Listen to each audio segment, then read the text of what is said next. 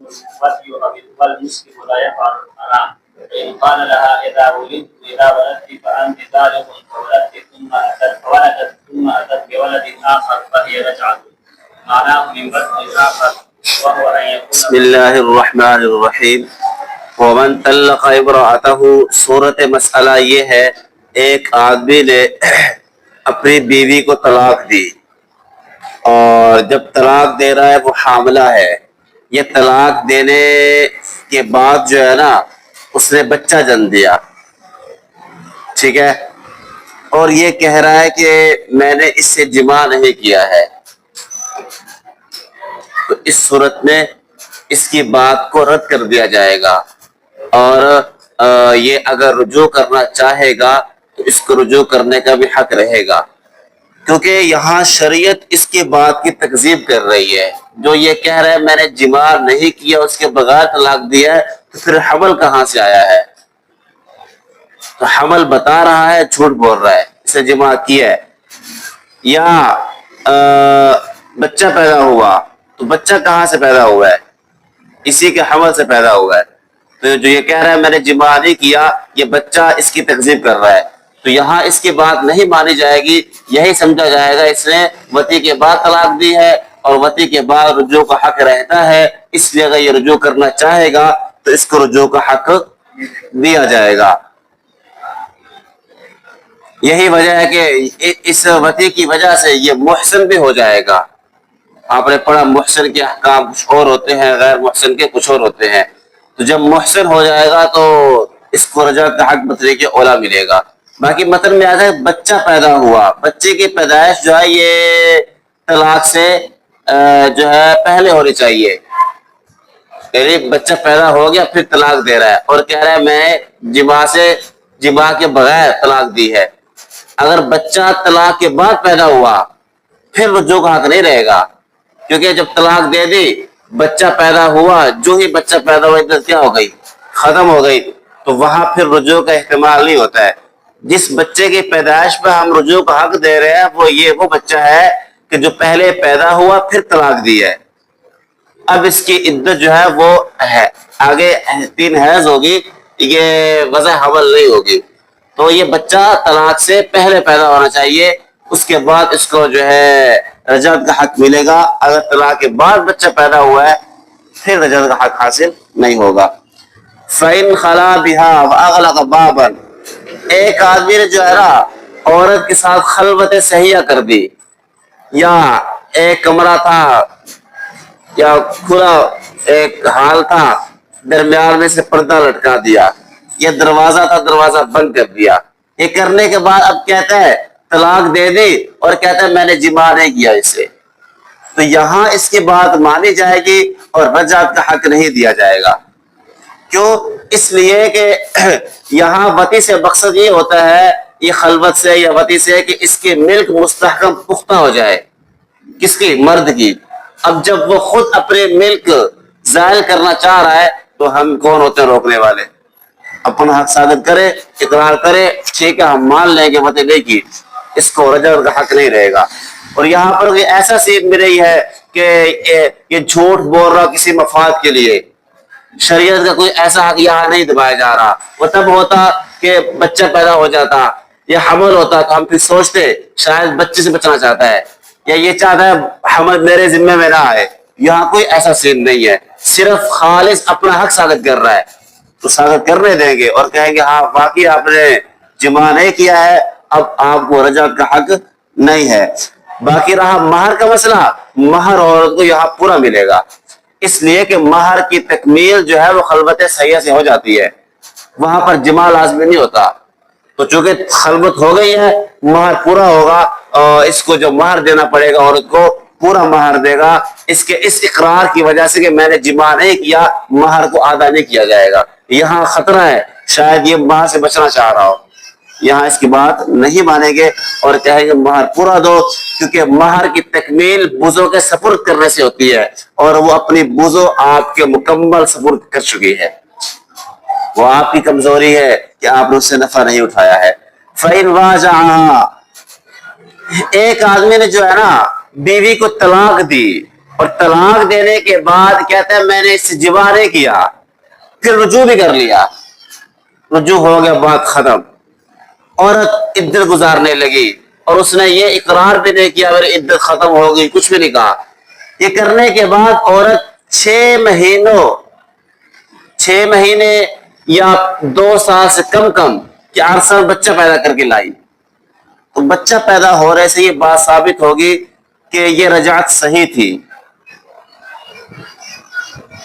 ٹھیک ہے، یہ رجعت جو ہے عدت کے زمانہ میں ہوئی ہے اور بچہ اسی کے پیٹ سے پیدا ہوا ہے، کیونکہ یہی کہا جائے گا اس نے جو ہے اس کو وطی کر کے طلاق دی تھی، یہی گمان کر لیا جائے گا، کیونکہ ایک مسلمان طلاق دینے کے بعد جو ہے ایک اجنبیہ عورت سے وطی کرے یہ ممکن نہیں ہے، کہ جب وہ کہہ رہا ہے کہ میں نے غیر مدخول میں نے اس سے وطی نہیں کی، میں نے طلاق دے دی ہے، تو اور جب معاملہ دیکھا تو بچہ لائی 2 سال سے کم عرصے کے اندر، تو یہ بتا رہا ہے یہ بچہ اسی کا ہے، اس نے وطی کی ہے۔ اب وطی کرنے کے 2 صورتیں ہیں کہ اس نے طلاق کے بعد وطی کی ہو یا طلاق سے پہلے، تو اس کو جو ہے یعنی کہ بغیر وطی کی اس کو طلاق دے دی ہو، یہ ایک مسلمان ایسا کرنے کا سوچ بھی نہیں سکتا ہے، اس لیے یہی کہا جائے گا اس نے جب خلوت کی تھی، خلوت کے بعد جماع کیا تھا، جماع کے بعد اس نے پھر طلاق دی تھی، اور طلاق دینے کے بعد پھر اس نے جو ہے رجوع کر لیا تھا، اس سے یہ بچہ پیدا ہوا ہے۔ بات سمجھ میں آ گئی ہے؟ تو اس کی یہ بات کہ میں نے جماع نہیں کیا اس کو رد کر دیا جائے گا۔ فَإِن قَالَ لَهَا إِذَا وَلَدْتِ فَأَنْتِ طَالِقٌ، ایک آدمی کہتا ہے جب تو نے بچہ جنا، بیوی سے کہا تو تجھے طلاق ہے، طلاق والی ہے، اس نے ایک بچہ جنا، ٹھیک ہے، پھر اس کے بعد 6 مہینوں کے بعد 6 مہینے یا اس سے اوپر کے عرصہ میں ایک اور بچہ لے آئی، 2 سال سے یعنی 2 سال سے آگے بڑھ جائے بے شک، ٹھیک ہے، اس عرصہ میں ایک اور بچہ لائی، یہ اس بات کی علامت ہوگی کہ پہلے جب اس نے بچہ جننے کے بعد جب طلاق دے دی تھی تو طلاق کے بعد اس نے عدت میں رجوع کر لیا تھا، کہ بچہ جننا رجوع کی علامت ہوگی، ٹھیک ہے، کیونکہ بچہ جو ہے یہ ظاہر بات ہے حرام کا تو ہو نہیں سکتا، ایک مسلمان حرام طریقے سے کام نہیں کرتا ہے، تو اس نے رجوع ہی کیا تھا، اور یہ بچہ اسی رجوع کے نتیجہ میں یہ نمودار ہوا ہے۔ بات سمجھ میں آ گئی؟ وَإِن قَالَ كُلَّمَا وَلَدْتِ وَلَدًا فَأَنْتِ طَالِقٌ، ایک آدمی کہتا ہے جب کبھی تو بچہ جنے، بچہ جننا پس تو طلاق والی ہے، وہی ہے، اب جب پہلا بچہ لائی تو ایک طلاق واقع ہو گئی اور عدت گزارنے لگی، اور پھر دوسرا بچہ لائی، اس سے سمجھ میں آیا کہ عدت میں رجوع ہو چکا تھا، اس لیے اب دوسرا بچہ لائی ہے، اب دوسرا بچہ آنے کے ساتھ پھر طلاق ہوگی، ٹھیک ہے، پھر تیسرا بچہ لائی، اس سے سمجھ میں آیا کہ عدت میں رجوع ہو چکا تھا، تیسرا بچہ لانے کے بعد پھر طلاق ہوگی، اب حرمت مغلظہ ثابت ہو جائے گی، کیونکہ کل لمحہ کا آپ نے پڑھا یہ تکرار کا تقاضا کرتا ہے کہ جب جب بچہ لائے گی تب کیا ہوگی، طلاق ہوگی، اور طلاق 3 آپشن رکھتی ہے، 3 کے بعد طلاق نہیں ہے، تو 3 تک اپنا کام کرے کل لمحہ، اور 3 کے بعد کل لمحہ بھی ختم، اور یہ میاں بیوی کا تعلق بھی کیا ہو جائے گا، ختم ہو جائے گا۔ البتہ تیسری طلاق بچہ جننے کے بعد جو عدت گزارے گی یہ عدت حیض کے ذریعے ہوگی، کیونکہ طلاق ہو رہی ہے بچہ جننے کے بعد، ٹھیک ہے، تو چونکہ بچہ جننے کے بعد طلاق ہے تو وہ ذوات الحیض میں سے ہے، اب عدت 3 حیض ہوگی، وضع حمل نہیں ہوگی۔ والمطلقۃ الرجعیہ، یہاں سے صاحب قدوری فرما رہے ہیں جس کو طلاق رجعی دی گئی ہے بہتر یہ ہے کہ وہ زیب و زینت کر کے رہے، تتشوف و تتزین، وہ سنورے اور زینت اختیار کرے، کیونکہ یہ اس وقت عورت زوج کے لیے حلال ہے، بغیر نکاح کے حلال ہے، نئے نکاح کی ضرورت نہیں ہے، اس کو چاہیے ذرا بن سنور کے رہے تاکہ رشتہ دوبارہ بحال ہو جائے، میاں بیوی کا تعلق کیا ہے، بحال ہو جائے، اور جو ہے ایک بڑی پریشانی سے بشرہ ممکن ہو سکے. اور فرمایا کہ جب زوج گھر میں آئے، مطلقہ رجعیہ کے گھر میں آئے، تو بہتر یہ ہے کہ اگر اس نے پکا ارادہ کیا ہوا کہ میں نے اس کو نہیں بسانا، تو گھر میں داخل ہوتے ہوئے ذرا جو ہے وہ کر کے آئے، اطلاع کر کے آئے.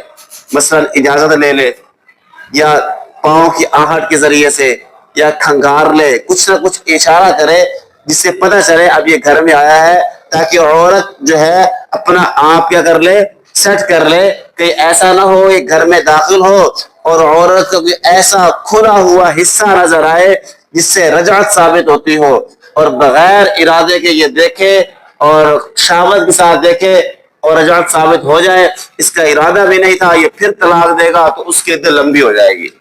اس لیے اگر ارادہ کر ہی لیا ہے نہیں بسانے کا، تو پھر گھر میں داخل ہوتے ہوئے کم از کم اس کو چاہیے اطلاع دے، تاکہ اپنے آپ کو سمیٹ لے، کہیں وہ ننگی نہ ہو اور بلا وجہ بغیر ارادے کے رجعت ثابت ہو جائے، اور پھر دوبارہ طلاق دے کر اس کو لمبی عدت کے تکلیف میں مبتلا نہ کرے. اور فرمایا مطلقہ رجعیہ جو ہے اس کے ساتھ سفر بھی نہ کرے، سفر پہ نہیں لے کے جائے اس کو، یہاں تک کہ اس سے پہلے رجوع کرے، اور رجوع پر گواہ بنا لے. گواہ مستحب ہے، رجوع کرے پہلے، رجوع کرنے کے بعد پھر سفر پہ لے کے جائے. لیکن امام مظفر رحمہ اللہ فرماتے جب کہ نکاح قائم ہے، وطی بھی کر سکتا ہے، تو پھر رجوع کس چیز کا ہے؟ بس لے کے جانا چاہے تو لے کے جا سکتا ہے رجوع کے بغیر بھی. لیکن ہم کہتے ہیں نہیں، اللہ وَلَا تُخْرِجُوهُنَّ مِن بُيُوتِهِنَّ، کہ ان کو گھروں سے نہ نکالو یہاں تک کہ ان سے رجوع کر لو. چونکہ وہاں نہ نکالنے کا حکم ہے، اس لیے رجوع کے بغیر ہم نہیں جانے دیں گے. اور باقی ولی اللہ سے فرمایا جو امام ظفر رحمہ اللہ نے فرمایا نکاح قائم ہے، یہی وجہ وطی کرنا بھی جائز ہے، تو اس کو لے کے جانے دو. ہم کہتے ہیں نکاح قائم نہیں ہے، نکاح جو ہے یہاں طلاق ہو چکی ہے، صرف طلاق کے عمل کو یہاں مؤخر کیا گیا تھوڑے وقت کے لیے، تاکہ مرد کو اگر تھوڑی شرم و حیا ہو، اس کو اپنے فعل پر ندامت اور احساس ہو، تو وہ عدت کے اندر رجوع کر سکے. ورنہ طلاق ہو چکی ہے، اور طلاق اسی وقت سے جب دی ہے، یہی وجہ اگر وہ رجوع نہیں کرتا، عدت ختم ہو گئی، تو عدت کا آغاز وہی سے ہوگا جہاں سے طلاق دی تھی. اس سے سمجھ میں آیا کہ اس کو طلاق ہو چکی ہے، طلاق کا عمل ذرا مؤخر ہوا ہے. تو اس لیے اگر لے کے جانا ہے تو اس کو چاہیے پہلے اس سے کیا کرے، رجوع کرے. رجوع کرنے کے بعد اس پر گواہ بھی بنا لے، تاکہ کہیں گڑبڑ نہ ہو. لیکن گواہ بنانا مستحب ہے، لازم نہیں ہے. طلاق رجعی، اور صاحب خدوری نے فرمایا طلاق رجعی جو ہے اس سے وطی حرام نہیں ہوتی ہے، وطی کرنے کا اہل بندہ رہتا ہے. لیکن امام شافعی رحمہ اللہ فرماتے ہیں طلاق رجعی کے بعد بھی وطی حرام ہو جاتی ہے، کیونکہ وہ کہتے ہیں یہ طلاق یہ قاطع نکاح ہے. طلاق پائی گئی ہے نا، تو طلاق نے اس نکاح کو قطع کر دیا. جب نکاح کو قطع کر دیا تو وطی کہاں سے حلال ہوگی؟ اس لیے وہ کہتے ہیں وطی حلال نہیں ہوگی، حرام ہوگی. لیکن ہم کہتے ہیں نہیں، وطی حلال ہے، اس لیے کہ اس کی کئی اس پر نظیریں پیش کی وطی کے حلال ہونے پر. یہی تو وجہ ہے کہ مرد اس کی رضامندی کے بغیر اس سے رجوع کر سکتا ہے. اور دوسری بات یہ ہے کہ یہاں جو مرد کے لیے رجعت کا حکم دیا گیا ہے، وہ اس کی جو ہے شفقت کرتے ہوئے، تاکہ اس کو اپنی ندامت کا احساس جب بھی ہو تو فوراً رجوع کر سکے. اور مزید یہ کہ یہ چیزیں جو ہے کہ بغیر رضامندی کے رجوع اور ندامت کے وقت فوراً اس کی طرف مائل ہونا، یہ تب ہوگا جب نکاح قائم ہوگا. اگر نکاح قائم نہیں ہوگا تو اس میں پھر تو دوبارہ نکاح کرنا یہ وہ بڑا لمبا سسٹم ہو جائے گا. ٹھیک ہے، تو اس لیے یہاں چونکہ نکاح قائم ہے، نکاح کے قائم ہونے کی وجہ سے وطی کرنے کی بھی اجازت دی جائے گی. باقی بالقاطع جو امام شافعی رحمہ اللہ نے فرمایا تھا کہ یہاں قاطع یعنی طلاق پائی جا رہی ہے، طلاق جو ہے یہ وطی کے منافی ہے. اس کا جواب یہ ہے کہ ہم پہلے عرض کر چکے، یہاں طلاق کے عمل کو ہم نے مؤخر کر رکھا ہے. طلاق اپنا عمل دکھائے گی عدت گزرنے کے بعد، اس سے پہلے اپنا عمل نہیں دکھا سکتی. جب قاطع مؤخر ہے اجماع امت کی وجہ سے، یا پھر شوہر کی طرف شفقت کی نظر کرتے ہوئے، تو جب یہ مؤخر ہے تو قاطع اپنے عمل نہیں کرے گا. جب ابھی عمل نہیں کرے گا تو وطی بھی حلال ہوگی، حرام نہیں ہوگی. فصل فیما تحل به المطلقہ، یہاں سے اس فصل میں جو ہے صاحب ہدایہ صاحب قدوری ان مسائل کو لا رہے ہیں کہ اب ایک آدمی بیوی کو طلاق دے ہی دی نہ سمجھی میں، غصے میں کیسے بھی کر دیا، اب طلاق دینے کے بعد اس کو واپس لانا ہے، تو کن طریقوں سے واپس لائے گا؟ کون سی طلاق ہو تو کیسے واپس آ سکتی ہے؟ ایک طلاق رجی ہو تو کیسے آئے گی؟ دو رجی ہو تو کیسے آئے گی؟ ایک طلاق بائن ہو، دو طلاق بائن ہو، تین طلاق مغلظہ ہو، ان سب صورتوں میں واپس لانے کے کیا طریقے ہو سکتے ہیں؟ تو وہی ان طریقوں کو یہاں ذکر کریں گے کہ کن صورتوں کے اندر حرمت ثابت ہوگی اور پھر اس حرمت کو کیسے ختم کر کے یہ واپس لا سکے گا۔ سب سے پہلے ذکر کیا، فرمایا وَإِنْ كَانَتْ وَإِذَا كَانَتْ طلاق، ایک آدمی نے اپنی بیوی کو طلاق بائن دی، طلاق بائن تین سے کم، ٹھیک ہے، تو فرمایا اس کے لیے جو ہے نا رجوع کا طریقہ یہ ہے کہ آدمی اس سے دوبارہ نکاح کرے، چاہے عدت میں کر لے یا عدت کے بعد کر لے، دونوں صورتیں جائز ہیں، کیونکہ ابھی تک یہ مکمل طور پر اس کی ملک سے نہیں نکلی ہے، چونکہ ابھی تک یہ حرمت مغلظہ ثابت نہیں ہوئی ہے، اس لیے اس کو صرف نکاح کے ذریعے واپس لانا جائز ہے۔ باقی عدت کے اندر بھی نکاح کر سکتا ہے، لیکن اگر کوئی دوسرا آدمی نکاح کرے اس عورت سے تو عدت میں نہیں کر سکتا ہے، کیونکہ اگر یہ کرے گا تو اس کے لیے جائز ہے۔ کیوں؟ اس لیے کہ ہم جو منع کرتے ہیں عدت میں نکاح کرنے کو اس لیے کرتے ہیں تاکہ ہو سکتا ہے کہ پہلے خاوند کا اس کے پیٹ میں اس کے بدن میں پانی ہو اور اس کا پانی اور اگلے شوہر کا پانی مکس نہ ہو جائے، اور جب یہ خود ہی کر رہا ہے اگر پانی ہوا بھی تو کس کا ہوگا؟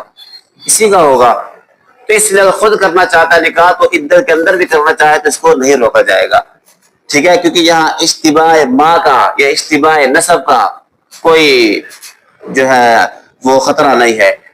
وَإِنْ كَانَتْ طَلَاقٌ ثَلَاثًا، لیکن اگر تین طلاقیں دے دی تھی، آزاد کو تین، لونڈی کو دو، کیونکہ آپ نے پڑھا لونڈی کے حق میں نعمت بھی اور سزائیں بھی آدھی ہوتی ہیں، اب تین طلاق کا آدھا 1.5 ہوگا اور طلاق تیزی قبول نہیں کرتی ہے تو پھر اس کے حق میں 3 کا آدھا 2 کر دیا جاتا ہے۔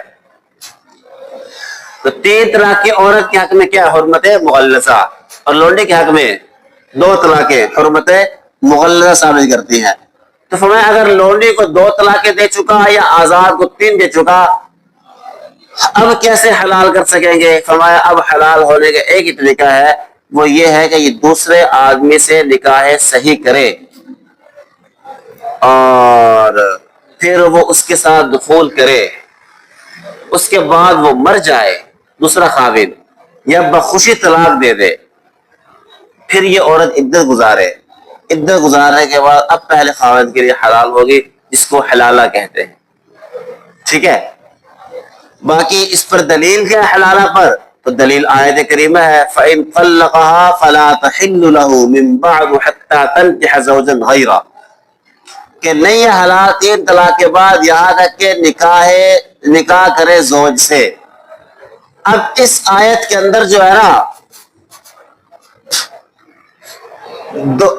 دو لفظ آئے ہیں، تنکیحا اور زوجن، یہاں صراحتاً اگلے آدمی کے دخول کا ذکر نہیں ہے کہ اگلا آدمی نکاح کرنے کے بعد دخول بھی کرے، صراحتاً کے نظر آ رہا ہے نہیں ہے، یہاں اتنا ذکر ہے یہاں تک کہ زوج آخر سے کیا کرے؟ نکاح کرے، تو پہلے خاوند کے لیے کیا ہو گئی؟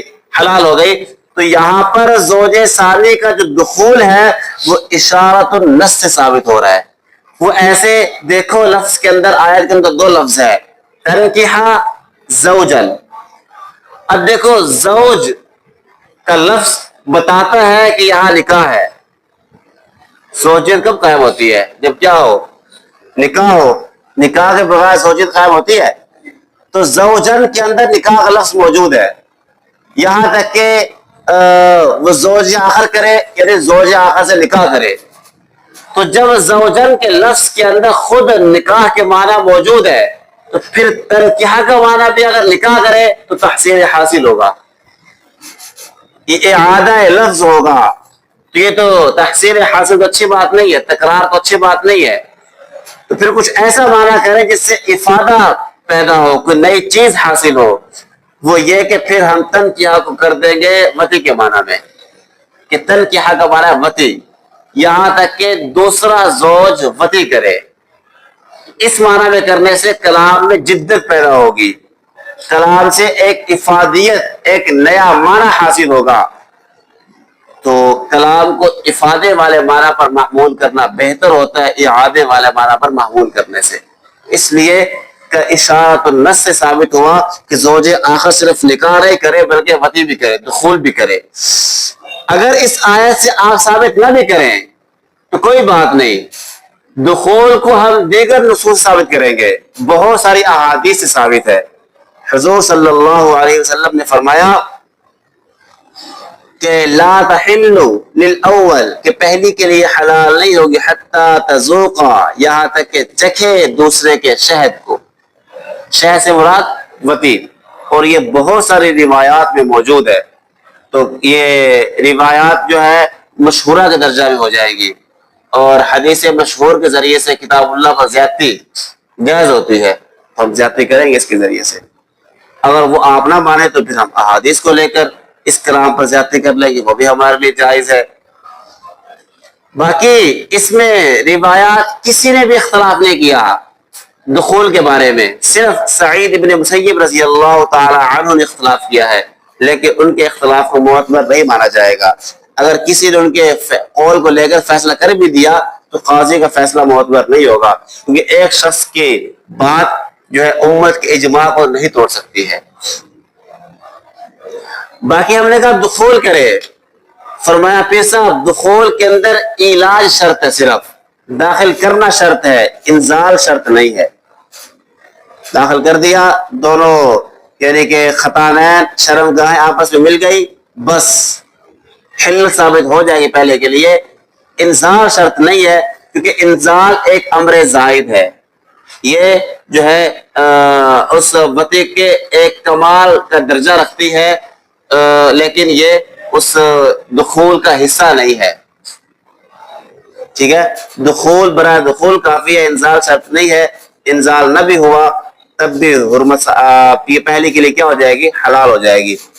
اور فرمایا کہ سوی مراہق, وہ بچہ جو قریب البلوغ ہو, بالغ تو نہ ہوا ہو لیکن بالغ ہونے کے قریب ہو, فرمایا یہ بھی بالغ کی طرح ہے حلال کرنے میں. اگر مراہق بچے نے کسی عورت سے وطی کر لی تو فرمایا وطی کرنے کے ساتھ یہ عورت پہلی کے لیے حلال ہو جائے گی, اگرچہ اس کو انزال نہیں ہوگا. لیکن امام مالک رحمہ اللہ فرماتے ہیں کہ نہیں, مراہق اگر وطی کرے گا تو یہ پہلی کے لیے حلال نہیں ہوگی, کیونکہ مراہق جو ہوتا ہے اس سے انزال نہیں ہوتا, اور امام مالک کے نزدیک دخول کے ساتھ انزال بھی شرط ہے, لیکن ہمارے نزدیک انزال شرط نہیں ہے. اور امام محمد رحمہ اللہ نے جامع صغیر میں مراہق کی تعریف اس طرح کی ہے کہ مراہق وہ لڑکا ہوتا ہے کہ جو بالغ نہیں ہوتا لیکن جماع کر سکتا ہے. مثال کے طور پر جب اس کے سامنے جماعی باتیں ہوں تو اس کا اعلی تناسل متحرک ہو جائے اور اس کے اندر شہوت پیدا ہو جائے, تو فرمایا یہ جو ہے یہ مراہق کی علامات ہے, اس کو جو ہے وہ نہیں ہوگا, اس کو یعنی کہ انزال تو اس کو نہیں ہوگا لیکن علامات ساری اس کے اندر پائی جائے گی, تو یہ مراہق کہلائے گا. اب یہ اگر وطی کرے گا عورت سے تو وطی دخول کے ساتھ یہ پہلی کے لیے حلال ہو جائے گی. اور جب مراہق نے اس سے وطی کر لی تو وطی کرنے کے بعد اب مراہق پر غسل واجب نہیں ہے, صرف اس عورت پر ہوگا, کیونکہ مراہق کو تو انزال نہیں ہوا. ہاں البتہ ہم اس کو اخلاقاً کہیں گے بھائی آپ بھی غسل کر لیں تاکہ آپ کو بھی عادت ہو کہ آپ نے بھی آگے چل کے بالغ ہونا ہے, پھر آپ کو بھی عادت پڑ جائے گی تو پھر غسل کرنے میں دقت کا سامنا نہیں ہوگا. سمجھ آگے بات. وصی المولا امتہ, صاحب قدورے نے فرمایا یہ جو ہم کہہ رہے ہیں نا زوج آخر جا کر وطی کرے پھر وہ پہلی کے لیے حلال ہوگی. اب مثال کے طور پر پیر صاحب نے کسی لونڈی سے نکاح کیا ہے, اس کو 2 طلاقیں دے دی. اب 2 طلاق دینے کے بعد اپنے آقا کے پاس گئی, آقا نے وطی کر لی, اب حلال ہوگی اس کے لیے؟ میں حلال نہیں ہوگی, اس کے لیے زوج آخر شرط ہے.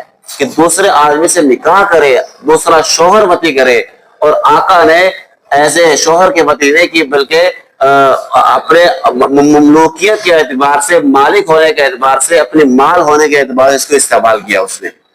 بات سمجھ میں آ گئی؟ فَإِذَا تَزَوَّجَهَا بِشَرْطِ التَّحْلِيلِ، فرمایا کہ حلالہ تو جائز ہے، جو ہم نے ابھی پڑھا کہ زوج آخر کرے، وہ وطی کرے، پھر وہ مر جائے یا خوشی سے طلاق دے دے یا آپس میں رنجشیں پیدا ہو گئی اس سے طلاق ہو گئی، پہلی کے لیے حلال ہے.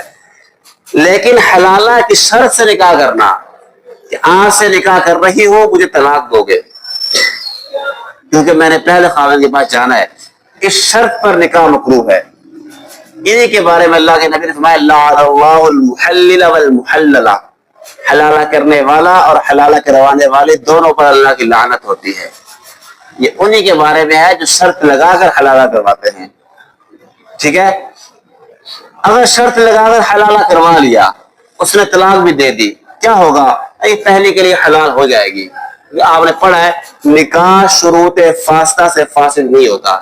نکاح ہو گیا ہے، شرط فاسد تھی، اس کی وجہ سے گناہ گار تو ہوئے ہیں، لیکن یہ پہلے کے لیے حلال ہو جائے گی.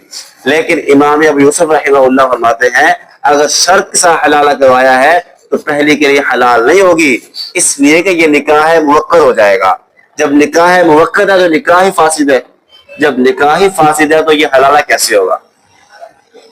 اس لیے ہوگا حلالہ یہ نہیں ہو سکے گا. لیکن امام محمد رحمہ اللہ فرماتے ہیں یہ نکاح تو صحیح ہے اور نکاح ہو گیا درست، اس کی طلاق بھی درست ہو گئی، لیکن یہ پہلی کے لیے حلال نہیں ہوگی، پہلے خاوند کے لیے حلال، کیونکہ وہ کہتے ہیں کہ جس چیز کو شریعت نے مؤخر کیا تھا کہ یہ طلاق یہ اس سے چھٹے گی جب یہ مرے گا یا جب یہ مرضی سے طلاق دے گا، تو یہاں شرط لگا کر جس چیز کو شریعت نے مؤخر رکھا تھا انہوں نے جلدی کر حاصل کرنے کی کوشش کی ہے، تو جلدی حاصل کرنے کی کوشش کے نتیجہ میں سزا یہ ہوگی اس کو محروم کر دیا جائے گا.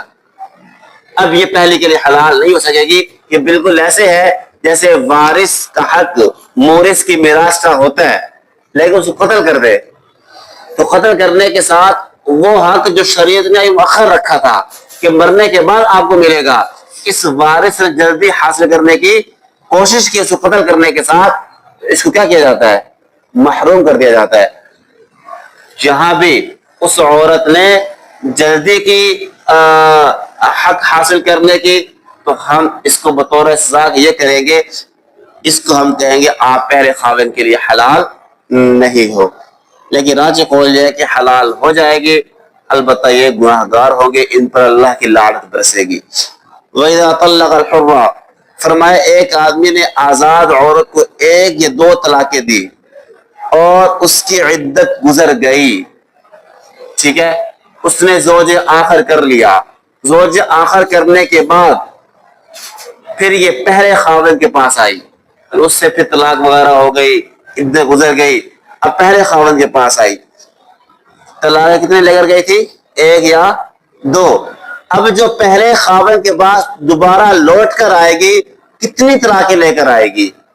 تو اس میں جو ہے شیخین کا مسئلہ یہ ہے کہ یہ 3 طلاقیں لے کر لوٹے گی، کیونکہ زوج ثانی جو ہے جس طرح 3 کو گراتا ہے نا، 3 سے کم 1 2 کو بھی گرا دیتا ہے اور مکمل نئی طلاقوں کے ساتھ واپس پیش کرتا ہے. ٹھیک ہے، اگر یہی عورت 3 طلاقیں لے کر جاتی پھر واپس آتی تو 3 طلاقوں کا حق حاصل ہوتا مرد کو. ایسے اگر 1 یا 2 طلاقیں لے کر گئی ہے جب واپس آئے گی تو مکمل 3 طلاقوں کے ساتھ آئے گی، کیونکہ زوج ثانی میں یہ خاصیت ہے اس طرح وہ 3 طلاقوں کو منہدم کرتا ہے، 3 سے کم 1 یا 2 کو بھی منہدم کر کے بالکل نئے سرے کے ساتھ پہلے خاوند کے پاس بھیج دیتا ہے. لیکن امام محمد رحمہ اللہ فرماتے ہیں کہ زوج ثانی 3 طلاق کو تو گرا سکتا ہے لیکن 3 سے کم کو نہیں گرا سکتا. اگر 1 یا 2 طلاقیں لے کر گئی ہے تو برقرار رہیں گی، واپس آئے گی. اگر 2 کے ساتھ گئی تھی تو واپس 1 کے ساتھ آئے گی. اب مرد کو صرف 1 طلاق کا حق حاصل ہوگا، 1 طلاق بھی بالکل ختم. اگر 1 طلاق لے کر گئی تھی اب واپس آئے گی تو 2 طلاقوں کے ساتھ آئے گی. اب یہ مرد 2 طلاقیں دے گا بالکل یہ ختم. یہ امام محمد کی دلیل ہے, امام محمد کا مذہب ہے. امام محمد کی دلیل یہ آیا تھا فَإِن طَلَّقَهَا فَلَا تَحِلُّ لَهُ. انہوں نے کہا زوج ثانی جو ہے نا یہ حرمت مغلظہ کو اٹھاتا ہے, حرمت مغلظہ کو دفع کرتا ہے, اور 3 سے کم میں حرمت مغلظہ نہیں ہے, اس لیے وہ 3 سے کم میں اس حرمت مغلظہ کو اٹھانے کا اہل نہیں ہو سکے گا. اس لیے 3 سے کم طلاقیں لے کر گئی تھی تو واپس ما بقیہ کے ساتھ لوٹے گی, کل کے ساتھ نہیں لوٹے گی. لیکن ہم حناف کی دلیل, شیخین کی دلیل یہ ہے اللہ کے نبی نے فرمایا لعن اللہ المحلل والمحلل, کہ اللہ نے لعنت کیا حلال کرنے والے اور حلالہ کرنے والے اور حلالہ کروانے والے پر.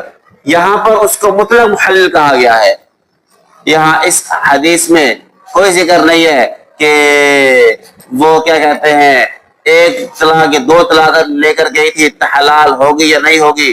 3 کے ساتھ یعنی اس میں کوئی ذکر نہیں ہے کہ اگر 3 طلاق لے کر گئی تھی تو وہ حلال ہے, حلال ہوگی پہلے کے لیے, 1 یا 2 کے ساتھ حلال نہیں ہوگی. چونکہ یہاں مطلق حلت کا ذکر ہے تو مطلق حلت کا تقاضا یہ ہے کہ مکمل نئی جدید حلت کا واپس آئے, اور پھر چاہے 1 طلاق ہو 2 ہو یا 3 ہو. تو حدیث کا اطلاق بتا رہا ہے کہ وہ پہلے کے لیے مکمل حلت لے کر آئے گی, اور مکمل حلت 3 کے ساتھ ہوگی.